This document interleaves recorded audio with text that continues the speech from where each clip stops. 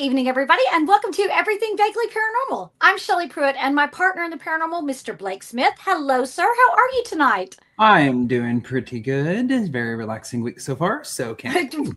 Well, but we're about to start the Gettysburg Battlefield Bash, so anything can happen, right?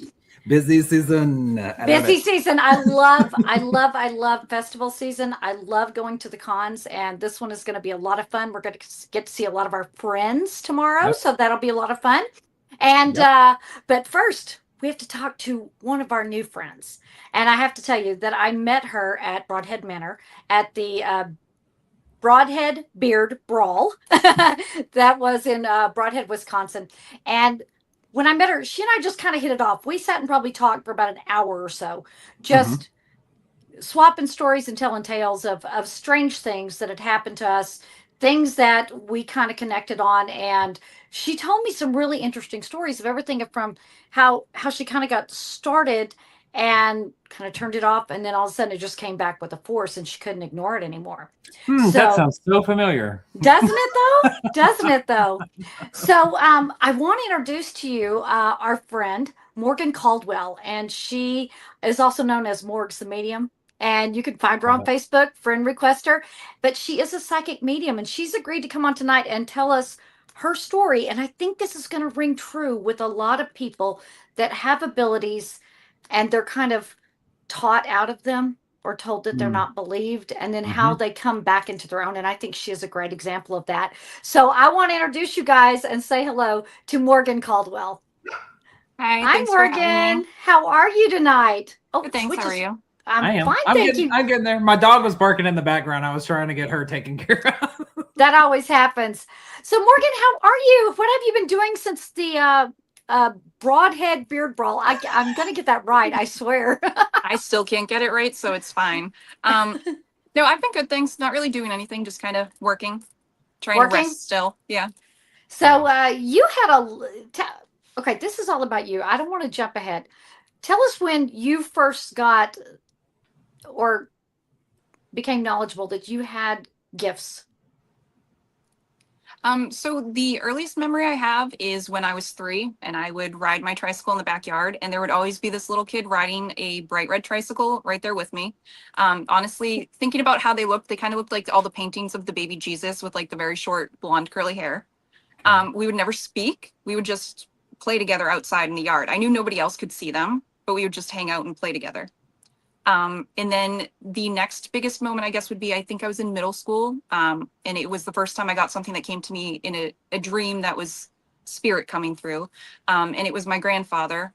And at the time, I saw him maybe the day before, and he was in an Alzheimer's unit Mm. living there. So he wasn't in like the best shape, but he came to me in the dream. He was like, "No, Morgan," he was like, "You're not going to be able to see me anymore. It's okay though, because I'm fine." And it was as if he was like perfectly healed. He didn't seem like he was suffering from Alzheimer's or anything. He was just like the healthy grandpa I remembered. And I woke up the next morning and told that he passed when I was sleeping. So it's just always been things like that. But those are the two like earliest memories that I have. Though there's one I've not mentioned before that I was asking my mother before about my godmother and their apartment that they had, that I was too young to really remember the apartment.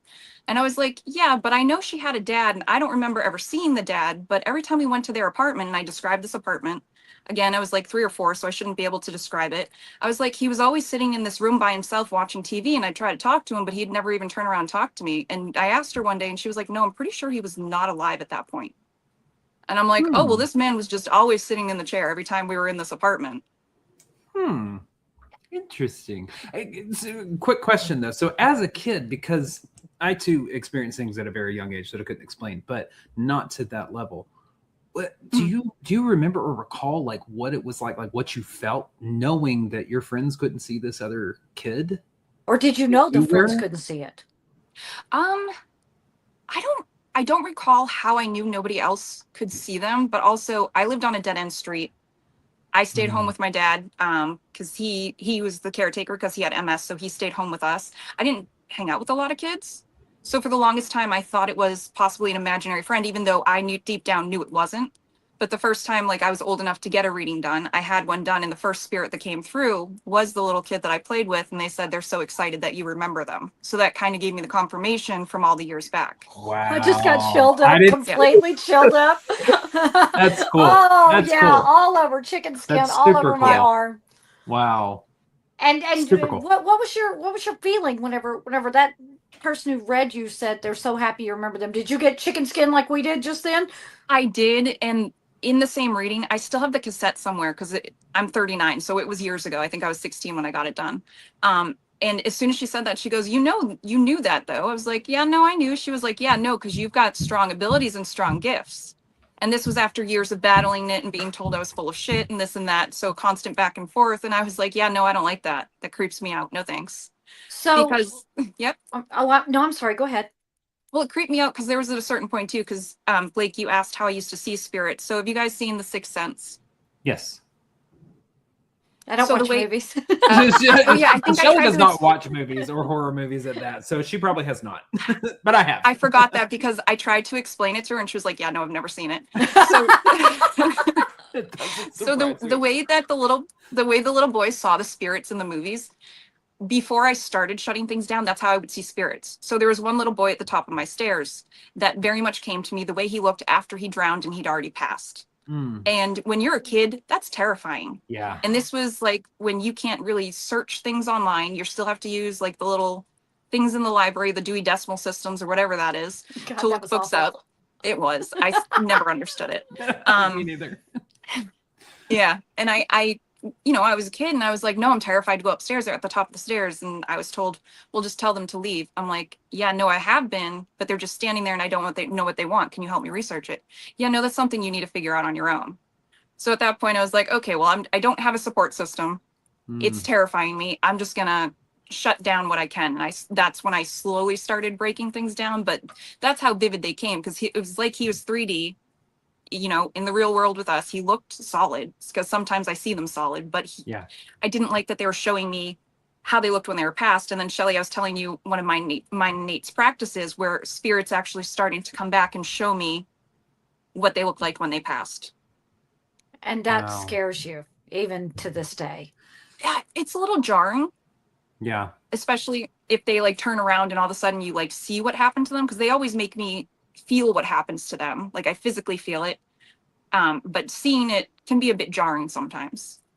Yeah, that's a tough one. I don't know how I would feel about that, because I've recently discovered over the last few years that the feeling, the tingly sensations on my body, like where they pass, like so whatever happened is where they pass. Like I had a tingly sensation on the back of my head. Well, the person I was reading, their grandfather ended up having the back of his head. He was shot in the back of his head.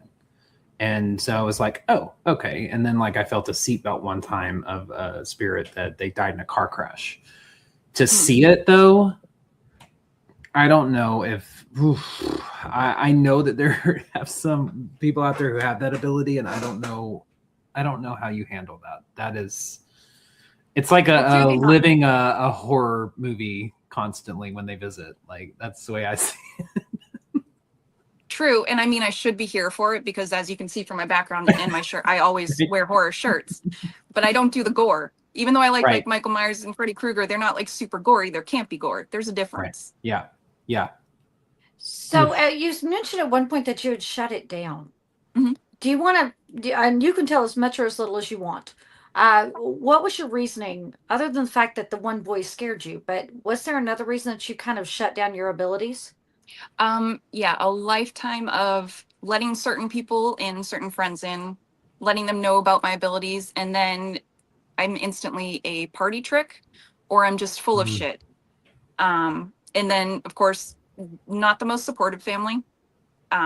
Couple here and there, but other than that, no, very much. Oh no, you don't even have abilities. You're full of shit. That's not true. You're going to hell. Things along that nature. Oh, my favorite. Going to hell.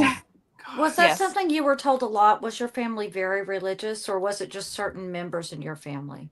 Oh, it was certain members in my family. My father, and I didn't realize until he passed that he had abilities, but they scared him how deep he got into his abilities.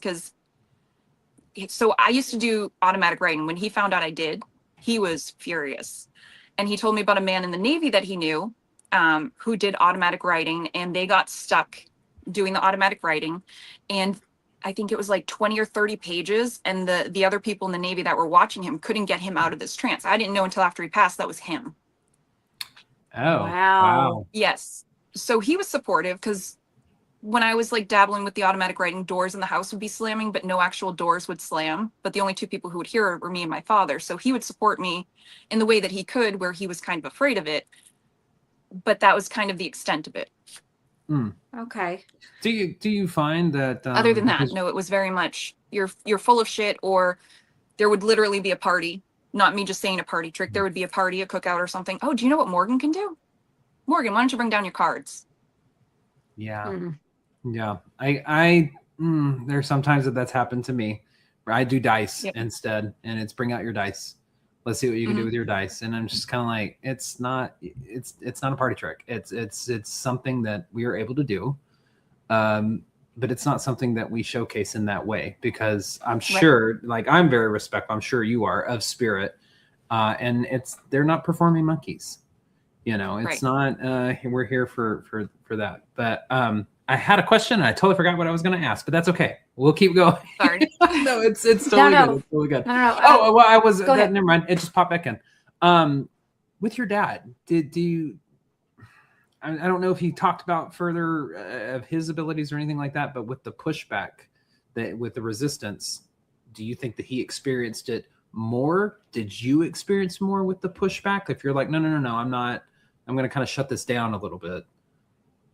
Did spirit get insistent? With me? Yeah. Or with either dad, one. Yeah. So with my dad, he passed when I was 17. Actually, he was my best friend, and he was, I would say, the most instantaneous spirit I ever felt, because I was out celebrating my birthday. He waited until I could go out and leave, because he was at home with hospice care, and I'd come home, take care of him, and feed him when I got home.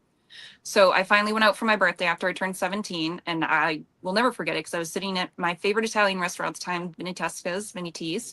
And I don't cry, especially not in public. And it was like 7 o'clock at night, and all of a sudden I just started breaking down. I was like, nope, don't want to go home. Because I just had this overwhelming feeling. It was the second he took his last breath. So like the second he passed, he was instantly with me. Sorry, ADHD You're brain. okay. I got way off It's okay. track. No, so the pushback with spirit. He would mention things, but he would never go into details. And we had a medium party here once when I was in high school. He wouldn't let anybody anywhere near his reading. Didn't want anybody to hear about it. I just know he got terrified of it. He didn't allow certain things. Ouija boards weren't allowed. So that's when I taught myself how to make one when I was 16. The spirit, the automatic writing wasn't allowed. But he encouraged, me speaking to spirit and figuring things out on my own. Me cutting it down, though, it was more, spirit always pushed back strong. So I say I shut it down. I tried to shut it down for like a decade at a time, but every time I would be in class or something, I get in that trance-like state. I would be writing notes, and then all of a sudden there'd be notes of what I'm supposed to be telling somebody, so the automatic writing would kick in. And I'm like, well, sorry, I'm not going to go tell my teacher these messages. You're going to have to find a different way.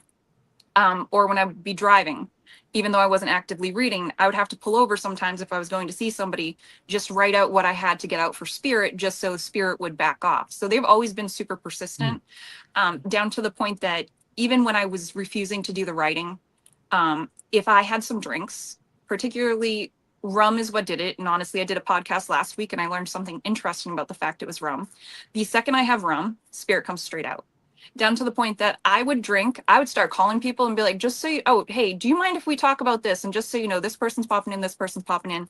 And people that I'd be friends with, like down in Tennessee, never seen the inside of their house, was on the phone telling them different things about their family coming through. But then I'm like, oh, so you got an interest in layout, and telling them the layout of their entire house. Oh my God. Because I was on the phone, but still walking through, and they're like, yeah, I don't know how you know all that. She's like, I don't post these things online. I'm like, no, I know. So spirit's always been super persistent. And when I drink, spirit instantly comes out. But the interesting thing is I sober up. I could drink half a bottle of rum, but if I have people there and spirit wants to talk, I'm sober by the end of the night. Wow. But I learned that because I was on a podcast last week and I mentioned that And I believe the podcast host was originally from Ecuador, but he was like, no, that's so interesting. He goes, because they do a lot of Santeria there. And rum is the drink of choice. And rum has spirits come in and they take it as an offering. I don't practice that. I just do things that feel comfortable with me. I don't Right. necessarily seek anything out. It's just something that I noticed happens with me. But apparently that's how it works. That's fascinating. I did not know that. I didn't either.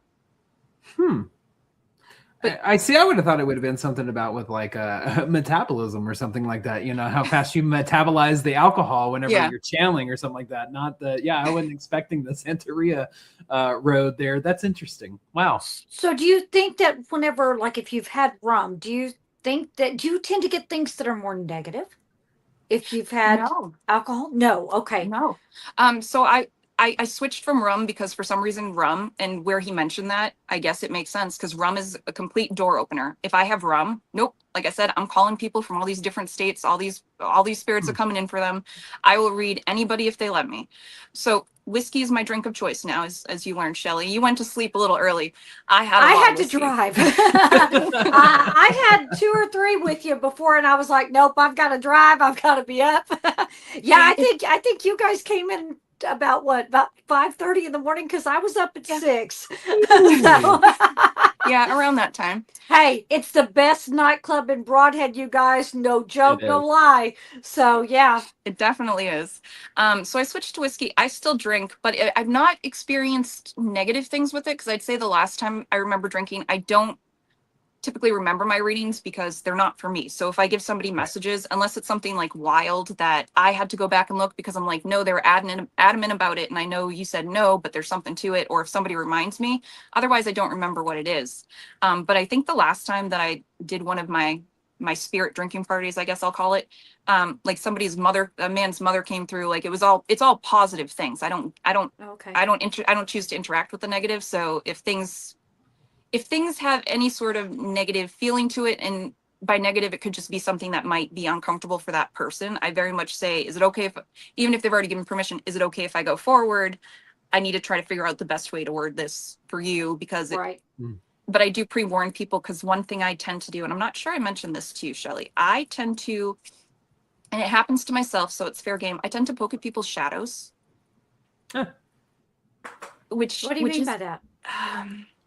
So everybody's got shadows. By shadow, I mean like they're darker aspects, but you honestly need the light with the dark. You need to balance it both. Right. So a lot of the times it is, I hate it, but sometimes it's people's like hardest trauma that they've been through. And sometimes it's stuff that they don't even remember. And it won't even me be flat out saying it, but the way spirit words things for me to say it, it kind of unpacks it for them. Got it. Yeah, poking at shadows, that's always dangerous. It is. Yes. And it doesn't always happen, but I do pre-warn people, like if they're open to it and we are starting to talk, and like if I feel like it may go that way in any aspect, I do try to pre-warn them, but I don't always have the warning it might go that way.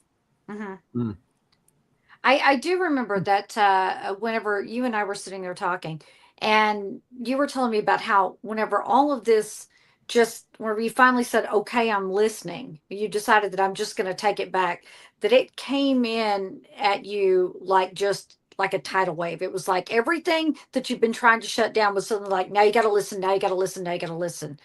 And the thing that was like so fascinating to me was the way that you were telling me how and for those of you who don't know, Nathaniel Elwell is her boyfriend, and she was telling me how Nathaniel can be at one place, and you can remote in and see the space he's in, and you can call him and tell him you're in this room. Go 2 rooms down in the hall, two doors down the hall, and go to that room, and that's where whatever it is, is located. What is that like? Because that is something that is extremely rare, being able to remote in somewhere. So I try not to remote too much, especially with Nate. I very much try to keep that barrier where I don't want to do anything. But honestly, the most times I've done it is, I forget what it was. He was looking for something. And I'm like, well, if you look under there, it's going to be under your bed. Or there was something like his bed got shook one night.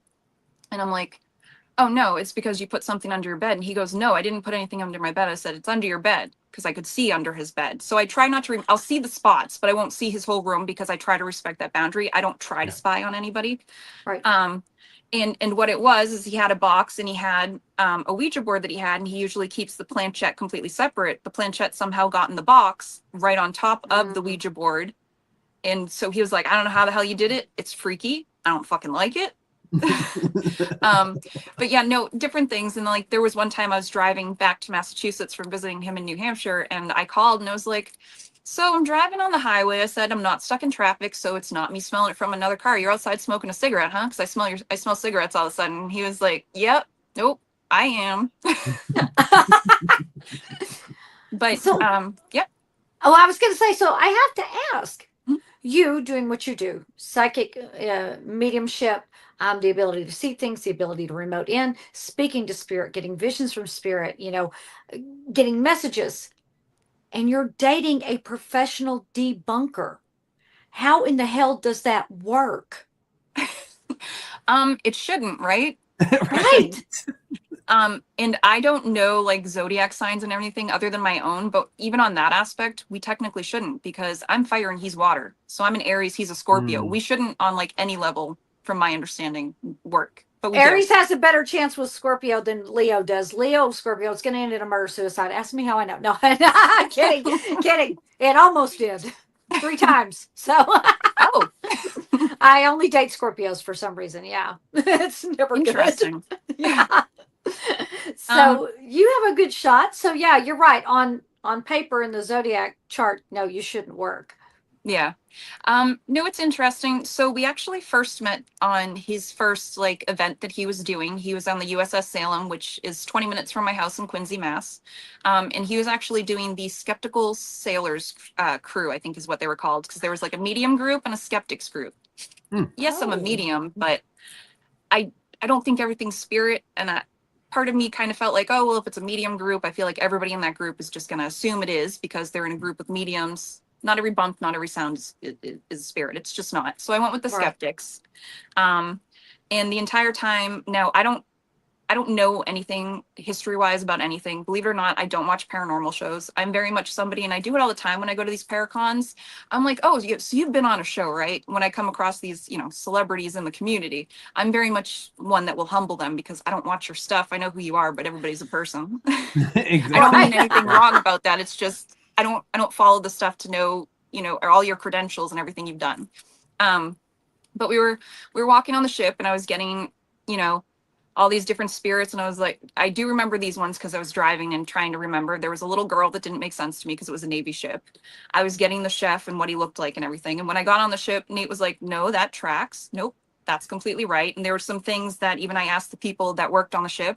I was like, no, there's 2 people who passed from hypothermia. And the guy just kind of looked at me. He's like, yes, there was exactly 2 people who died from hypothermia on the ship. Wow. Yeah. And so this is the thing I think I told you, because I don't know the equipment. So even then I didn't know the equipment. And I went up to him and Alan Rex, because it was Larissa and Alan's event. I went, do you guys have one of those like boo buddies, the little teddy bear? I said, because there's a little girl who it was confirmed there was a little girl spirit on the ship.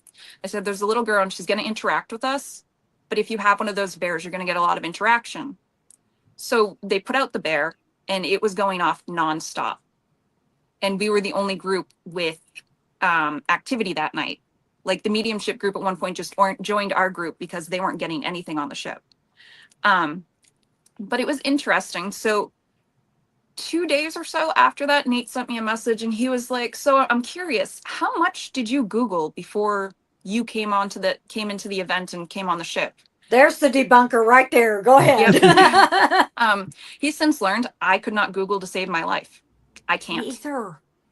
It's hard. I can't. But no, it's interesting. He didn't believe in mediums until he met me. Now he's a lot more open to it, obviously. I know it still freaks him out, and I love that. Even when it's simple things, because like before I head down, I'll be like, hey, can you look at the gluten-free section? Show me what they have. And he sent a picture one day. I was like, all right, I don't know why I'm not a big burger fan, but can you grab me those burger buns? And he was like, okay. And then his parents made dinner that night, and we ended up having burgers. He's like, I don't know how the fuck you knew that, and I don't like it. I don't, it shouldn't work because he debunks things, but I like the debunking, but also he knows all the equipment, and he's the one who, he also researches and looks into all the history, because I don't want to know the history, because Right.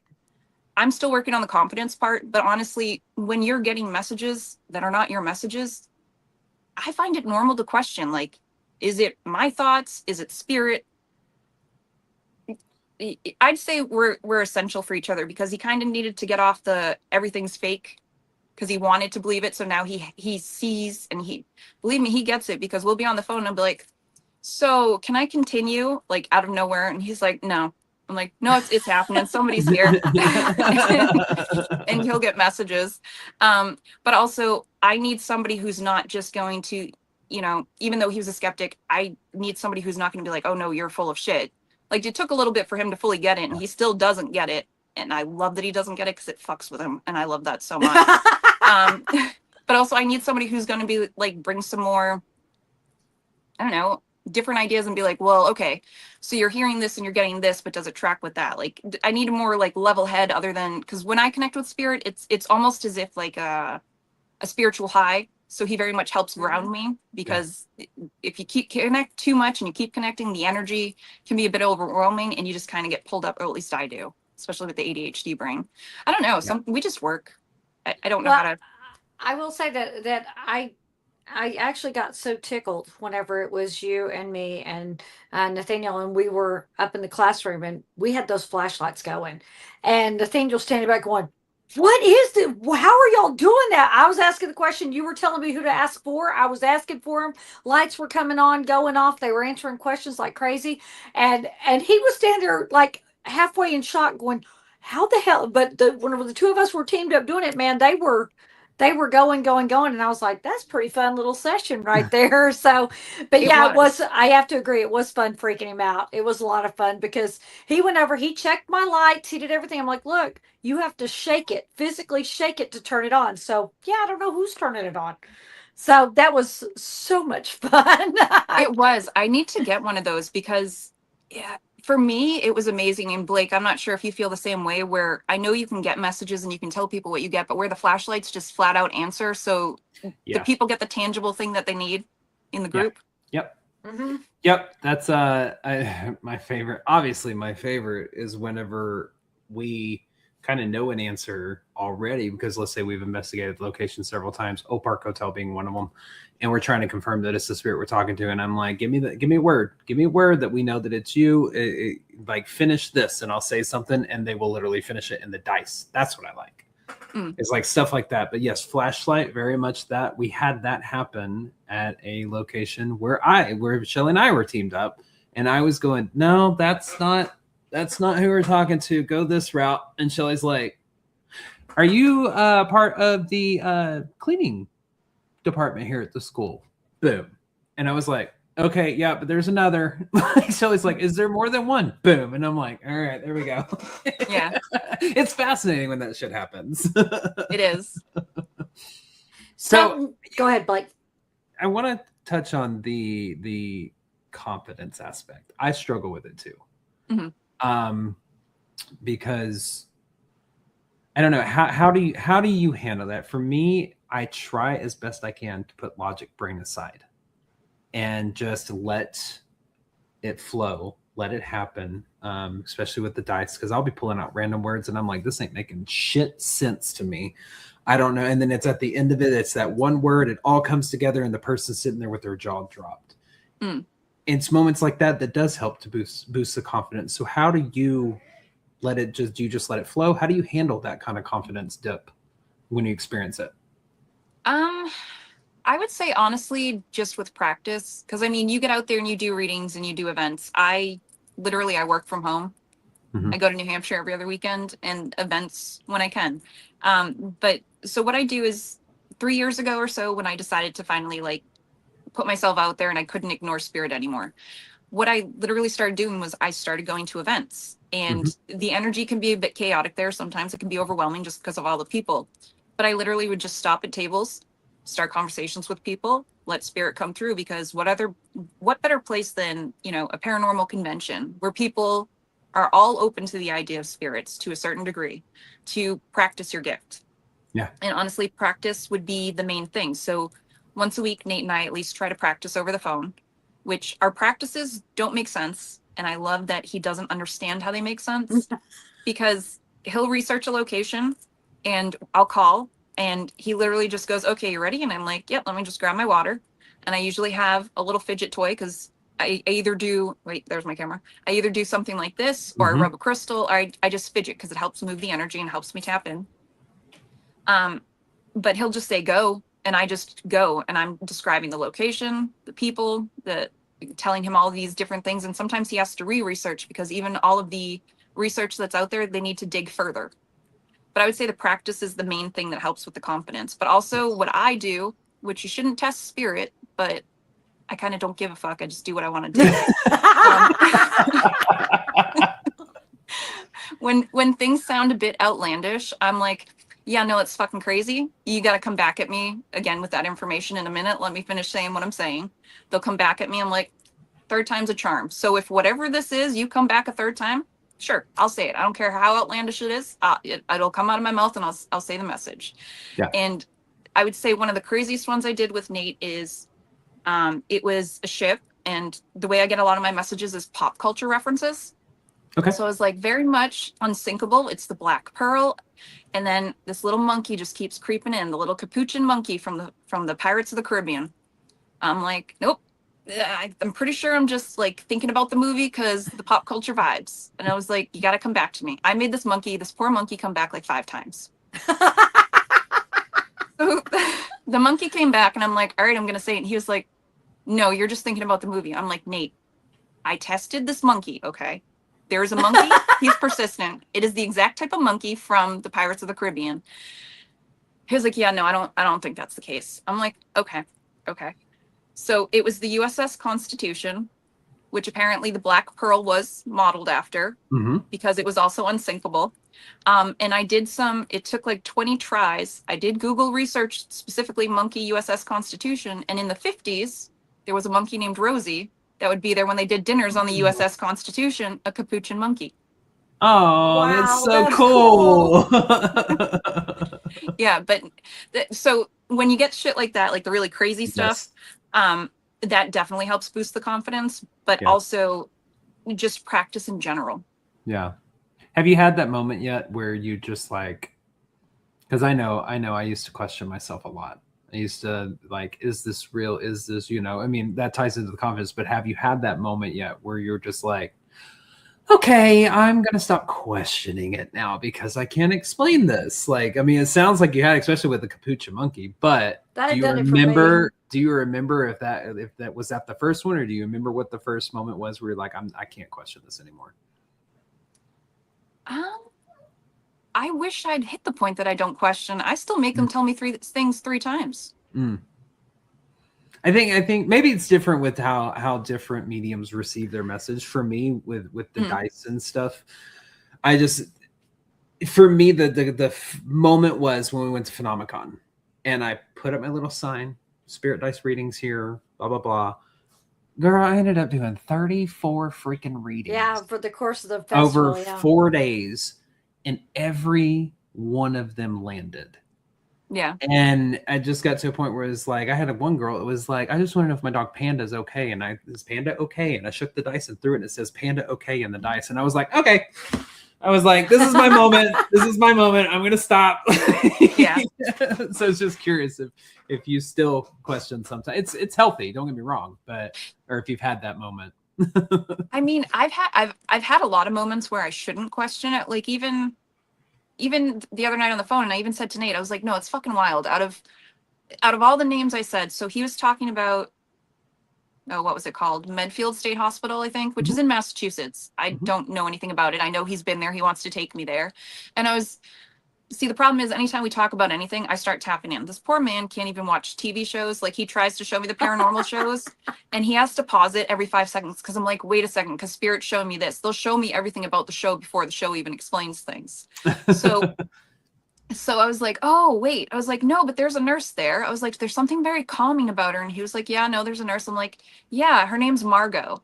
And I used to never be able to get names. And he goes, No, her name was I think it was Margaret. He goes, but no, she did go by Margot. That's exactly when she went by. And like 2 years ago, I couldn't get a name for the life of me. So that should have been like an aha moment, but Right. I'm too hard on myself, and I know nobody is 100% accurate, but I want the 150% accuracy. Same. Yes. I do too. Yes. I feel you on that so much. That's that type A personality. We have to not only make an A, we have to make an A plus with the extra credit, right? Oh, I want more extra credit on top of that. Yeah, You want me me too. to say some sweet nothings to get the extra credit even more? I'll do it. Right. I agree. I understand you. I understand very much on that. That is a vibe for sure, where it's just like, no, I want everything that comes out of my mouth to be 100% on point.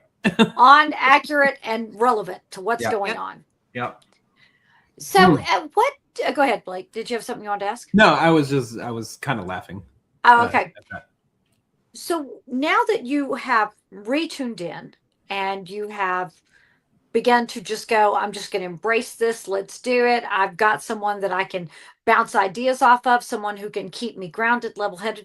What are you planning on doing with this gift now? Are you planning on using it to maybe do private readings? Or are you just one that just, well, if it comes to me, it comes to me?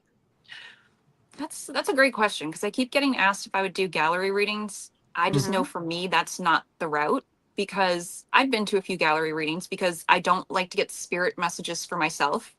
If they really want to tell me something, the rare times I meditate, I know they'll just meet me in our little circle and they'll show me what I need to be shown. So I don't ask spirit for things for myself. So I've been to a few gallery readings. I just know it's not for me, because there's so many people there so desperate to hear from their loved ones that they're going to cling on to anything that's said. If it doesn't fit for them exactly, they're going to force it to fit for them, which could take away the message from where it's supposed to go and how it's supposed to actually hit somebody. So I know gallery readings are not for me. Technically, I do them when I drink. So, I mean, if I hang out with you, you'll most likely get read at some point. She did warn me the last night at Broadhead. She goes, listen, I'm having a shot. She goes, you're probably going to get red. I went, I'm probably going to bed. Right. And I fought so hard. I got a little too drunk because I was fighting spirit for the life of me, because at one point I did connect with somebody, and then I learned that I unlocked like 2 different abilities in Broadhead, which is very interesting. One of them happened after that, and I'm like, okay, nope. I'm just going to go back to drinking now. I'm going to ignore spirit completely. But I don't know. Right now, the main thing is it's very much, I love being organic in the wild, doing my thing. Yeah. Just feral. I mean, that's me to a T, yes. But no, because I don't know. It's, and I don't know if Blake, you've ever experienced, sometimes, even if you're just out doing something, you just get like this feeling, you're like, nope, I know I have to say something to this person, whether it's worded as spirit right up front, or if it's just said in a way that they're going to get the message that's needed, and you don't actually have to say where it's coming from. That's what I basically thrive on. I know Nate and I would like to do events going forward. It's just, I don't think it would be good for me energetically if it was like a thing where I offered readings, especially where I don't want to do a gallery reading and then an event, because trying to connect with spirits, that's already eaten at your energy. You don't want to do the readings on top of it, but it tends to happen at events. I just read certain people when it feels right anyways, because even in Broadhead, I read people during the event on Saturday. I read people Friday. It just happens when it happens to who's supposed to get the messages. Now, you kind of glossed over the headline there. What 2 new abilities did you unlock at Broadhead? Oh, you were paying attention. Yeah, of course I was. Did I strike you as somebody who misses things? I thought if I just kind of like kept going, it might have been like brushed under. You did see the notepad at the beginning of this episode, right? You curious. You did see this, right? It's a legal pad too. I know. I saw it. Yeah. Well, the reason why I had to dip down a second ago is because I dropped my pen. So you don't know it, but I've been making notes this whole time. My pen's been in my hand. I can just write and look at you at the same time. See, I'm curious now, because we had a lot of weird quirks that are similar. Do you write your questions in one color, and then if you have follow-up questions in a different color? It depends on which pen is available, which one still has ink in it. But I guarantee you cannot read my handwriting, because I have serial killer handwriting, and I will write above the line, below the line. Sometimes I'll write down the corners. Sometimes it's capital, sometimes it's script, sometimes it's cursive, sometimes it's print. Blake has tried to read my notes before, and he's like, "What the fuck did you write?" I'll look at it and go, "Oh, it says da da da da," and he's like, "Where does it say that?" I am so intrigued. Please send me a shot of that later. Well, especially being somebody who's done automatic writing, like that's Yeah. probably is intriguing to you about how people write like that. Anyways, sorry, not to get She sidetracked. started the question. She Go started ahead. the question. 2 abilities unlocked at Broadhead. Go. So I've not dabbled with them since, but when I ended up reading somebody when I was trying so hard not to, I told you, Shelly, too, I'm like, I'm not a hugger. Sometimes I just feel like certain people need it, so I'll ask, but I'm not a hugger other than that. I asked if they needed a hug, and the second I hugged them, they backed up and they're like, oh, what was that? It feels like you just pulled a bunch of stuff off me. And they were going through some difficult things. And I was like, I don't know. I was like, I've never done that before. I was like, do you want another one? He was like, yeah. And then I actually like visualized, like kind of sucking some of the, like the negative energy out of him. And I think we talked about something along the lines of that earlier in the day. And he was like, no, I can very much feel that you've been basically like pulling something out. And then the other thing, I'm not sure if you noticed, it was actually during our investigation, Shelly. So there was that one man in the group who was like, oh, it's super cold. And he kept saying it was cold. So I was like, And oh, it was interesting. not, just for note, it was not cold. We were all sweating like pigs. Right, but it did feel very cold near him, and I was like, oh, okay. Do you mind if I try something? So I wanted to see if I could move the energy that was around him. And the second I tried it, he was like, oh, everywhere you're moving your hand is completely like burning up. It's not cold anymore. I can completely feel all the warmth, like you're moving all of the energy around it. Like I've done energy balls before, but I've never moved like spirit's energy or whatever energy it may have been at that moment before. It's an interesting thing. And have you ever looked into Reiki? So I get Reiki done, but I've never done it for anybody or taken courses. Maybe you should. It's one of those things, because at the end of the day, let's talk about like what we are, conversing with and interacting with is energy.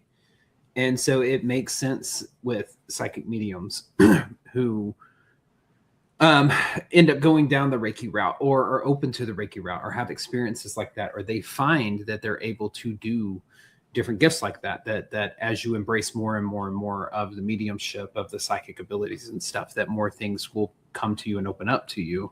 I take those things as like a sign as being on the right path, and that it's kind of evolving, if you will. I do come from the background of like, I believe everybody has the ability to crack into this if they want to. I think that some people are born with maybe let's call it a leg up. I don't know. A more tuned in ability. Yeah. Extra oomph in the tank. I don't know. And those that embrace that have that kind of extra oomph, I tend to hear them tell these types of stories where it's like, oh, and then all of a sudden I insert different thing that I did here. To me, it sounds like Reiki might be something that is energy movement and movement of energy off and around people and stuff like that. That is interesting. I'm not surprised, honestly, I will say. I know a lot of psychic mediums who do Reiki stuff. So it's pretty common. That's exciting, though. How did it make you feel, though, like in the moment where you were like, I just pulled this negativity off of him? How does that make you feel? Because you said you don't really work with the negative. But it wasn't working with the negative. It was helping pull the negative out. Okay. Yep. I kind of see it differently. I can see that. Okay. So you and I had actually discussed that earlier in the day, and I told you that like whenever I pull negative off somebody, I imagine it like going down my arm. And I know the reference is gross, like flushing a toilet. You flush it away. You flush it. You pull it off them. It goes all the way down, and you throw it back into the ground. It's just like and runs your system, and it's gone. Was that something like that, like a feeling of just flushing it from their system out of yours and out into the universe? Was it kind of that same feeling? It was, yeah. I don't know how it felt for you. It felt not that I could physically feel it, but if I had to describe it, it had some heft to it. I don't know. Yeah, it was it's like heavy. airy, but kind of sludgy at the same time, if that makes sense. Mm-hmm. It was interesting. And I didn't even realize that's what was happening because I had a lot of whiskey. I didn't even realize that was happening until he was like, ooh, and he kind of backed away and he started like shaking his entire body and like moving his arms and everything. He's like, that was kind of weird. It felt good because it felt like you were pulling stuff off, but it was weird. Yeah, well, I know that whenever I do it, and we talked about this, that I always have my right hand and I'm always on the opposite side from their heart, because whatever it is, I don't want it going near their heart. But it does it. You know how whenever you have like the slime and it's kind of thick, that's what it feels like to me. I know whenever I'm starting to feel it because it feels like somebody's pouring slime over your hand, and you can just feel it like oozing. You're right, like a sludge, like an ooze. But that's what it feels like to me if it's something negative or not necessarily evil, but not productive to be on them. Yes. Not positive for them. It could just be something that's slowing them down. So it could be something that's just interfering with their own energy metabolism, whatever it is. But it has to come off, and where it does to me, it feels like that, like somebody's just like pouring slime down my arm, until it's gone.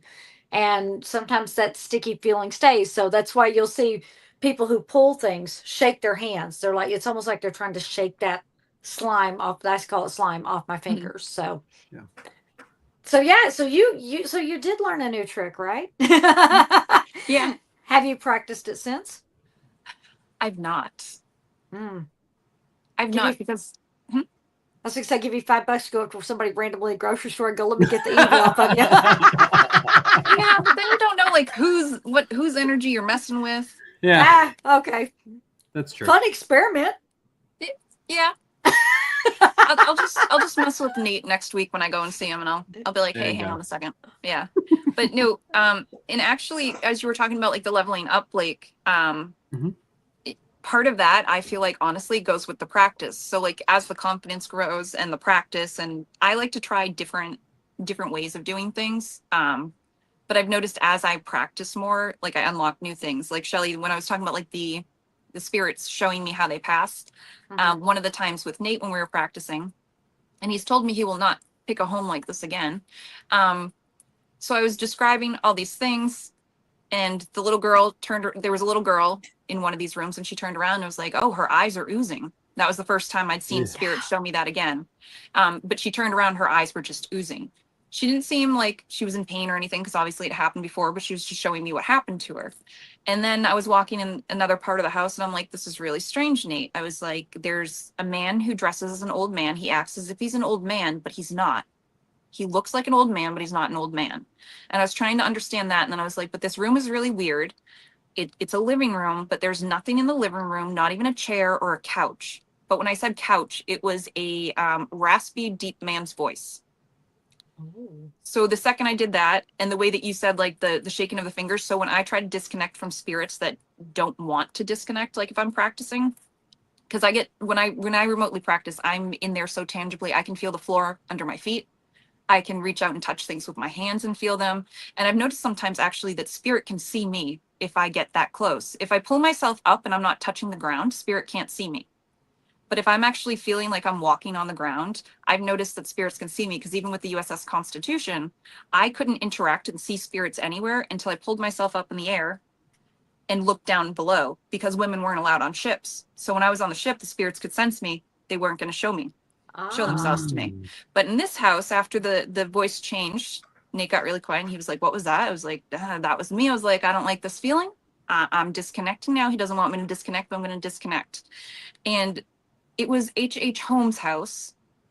And apparently he used to dress as an old man to get people to go to his hotel or house, whatever it was. I don't know anything about serial killers.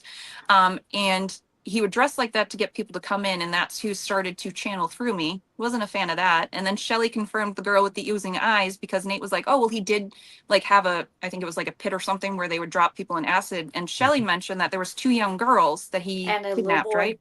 Well, that was, he married the lady and killed the lady, but she had 2 girls and a boy, and the 2 girls were found in a trunk. And you said they were poisoned, right? And They were that would poisoned, track with yes. the oozing eyes. Yep. Hmm. Yep. I have yet to have an experience like that with a well-known case of any kind. That I believe the little girl's name was Pearl too. I think one of the little girl's names was Pearl, and I believe Pearl was the one that was in the trunk. And I don't remember what happened to the little boy, but there were. I think pretty sure- probably the closest thing that I've had experience with that wise. I didn't see anything, but talking to the Stillinger girls at Villisca Axe Murder House and being told, through them what happened within that room. and then later finding in older pamphlets like confirmations of certain things that they were alluding to. And I'm like, that's probably the closest that I've gotten to any type of. See, I don't. I walk that fine line. I'm like, I tell him, I'm like, I want to see you, but I don't want to see that. You know.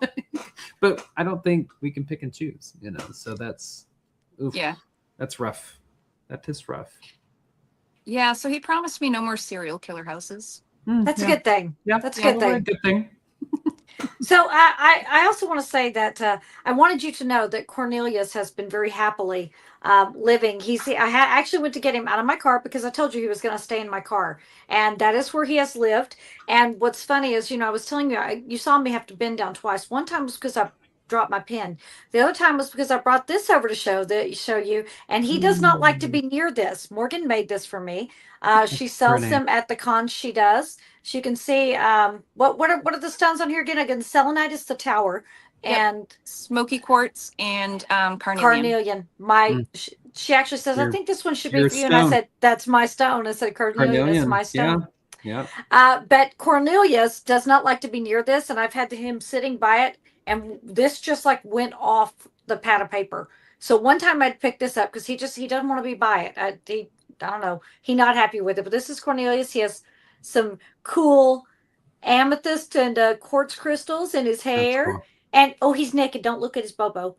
But yeah, Cornelius has lived with me, and Morgan gifted me these, and I like them very much. But Cornelius, you get to go back in the car tomorrow. He goes with me, so I talked to him quite a few times. So, would you do you sell these? Because these seem to be very, very popular at Broadhead. If they find you on Facebook, could they order one with specific stones from you? Oh yeah, no, they could. Yeah, so I'm starting to the next conventions that we're going to. I was planning on bringing some because I did actually sell some when we were in Wisconsin. Mm-hmm. Well, that's what I was going to say. Ask is like, what events do you have coming up? So the one that'll be coming up first is technically one that Nate's at, but I will be there, and it's the Paranormal Truth Seekers Expo, and that's August 1st in Nashua, New Hampshire.